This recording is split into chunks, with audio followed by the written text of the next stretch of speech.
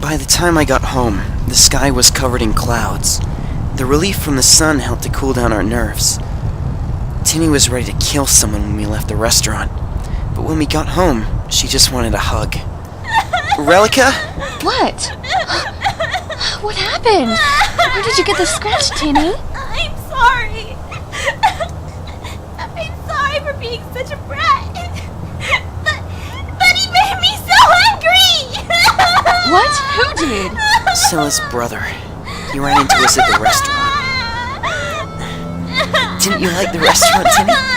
We can go. No! Back and get some more sorbet. Oh, it's all right, Tinny. You're home now. Now let's get you cleaned up. Aren't you going to park your bike?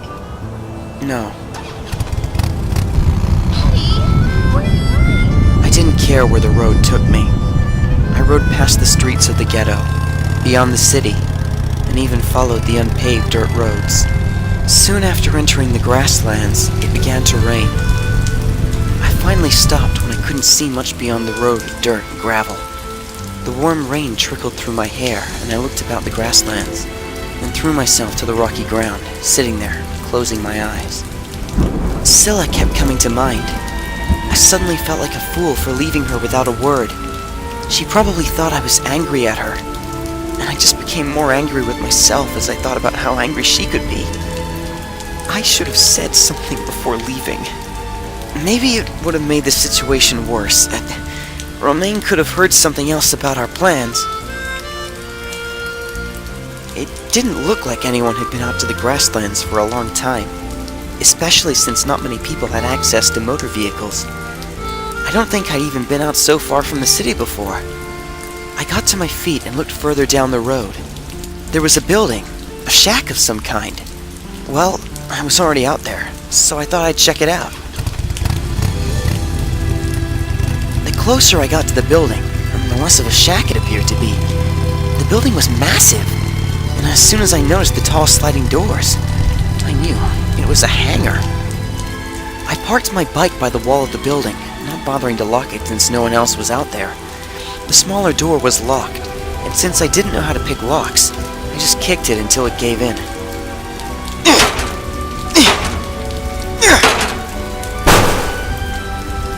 The floor was cracked and weeds were growing. Parts of the roof had collapsed and the floor was wet all over. A few pieces of old equipment were covered with sheets of plastic. I started into a run, checking out the spacious area. It was a dump and needed a lot of fixing. But to me, it was gold. I'd found a place where I could build planes. It was 10 at night. I had already called my father to let him know I was going to be late. Rehearsal was brutal, but if we wanted to put on the show by the end of the season, we needed as much practice as Madame Bruche thought was necessary. I walked alone, carrying an umbrella as I made my way to the bank. It was closed, but that didn't matter. It would make things easier for me. I pulled out my cell phone and walked along the back wall, looking at the interface I had programmed into my phone. When a signal came up, I stopped walking and entered the bank's records. The numbers kept rising on the little screen. The bank had over 50 million, but I was no thief.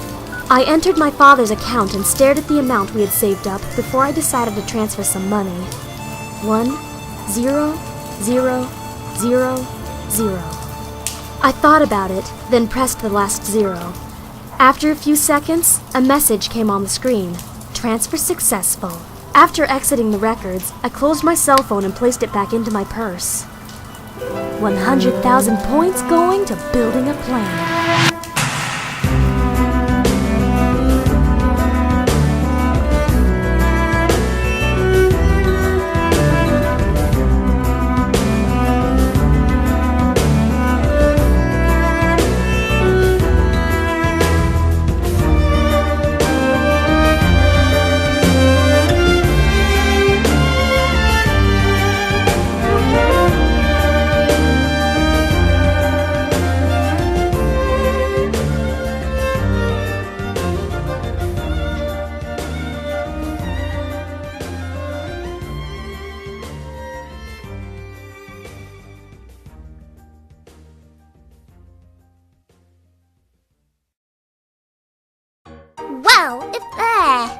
My production. I get to...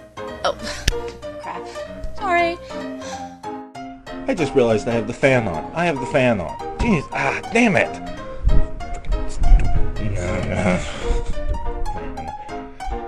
Oh my word! Line! I hope you find this a lesson not to befriend any more little boys. Little engine... And I am a jealous bastard. Whoa, I didn't know my voice could go that high. Damn, that was impressive. I can send my voice all levels of kinda high, and it sounds amazing as hell. Yeehaw! Can you imagine that I'm the same guy who does can? I certainly can't, and I'm doing this shit right now! I hate my life. Be back at 2, because then I steal your souls. Wow, sorry, couldn't resist. Scylla, my dear, just call me ZZ Top, because every girl is crazy about the sharp-dressed man. My friend is a monster, small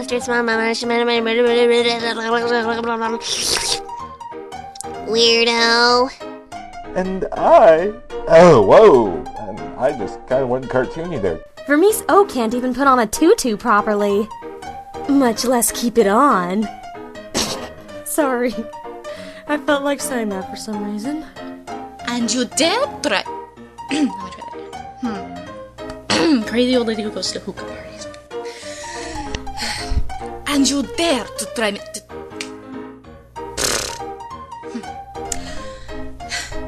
I find it so awkward that I can't call you anything shorter than Little Engineer Boy. Tell me, Scylla, would you stop seeing that Little Engineer Boy if I paid you $100 billion? Gotta get my voice all creeping, deep and gruff, and yeah, like I'm doing Clint Eastwood. Maybe I fired 5 or 6 times. I don't know, I lost count. But the one question you gotta ask yourself, do you feel lucky? Well, do ya? Because I don't really feel lucky. I keep screwing up these lines and it sucks like hell. Okay, I think I got it.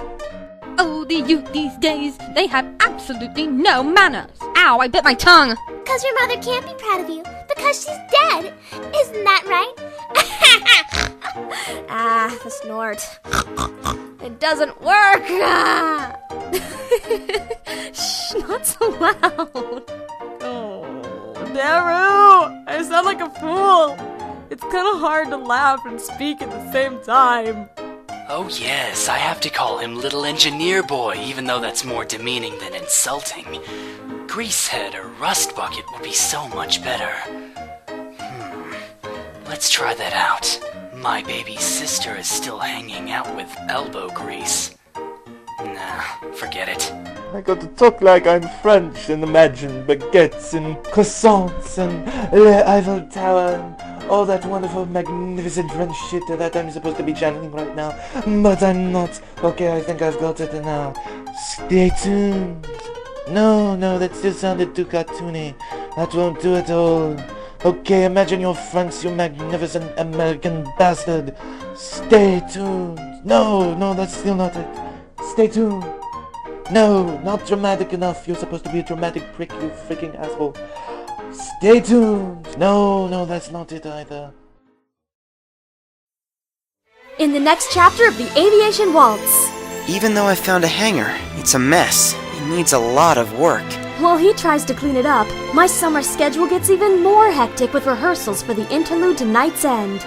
My baby sister is still hanging out with that Little Engineer Boy, and I want her to stop. And I am a jealous bastard. And I am an asshole, as you have witnessed. Stay tuned.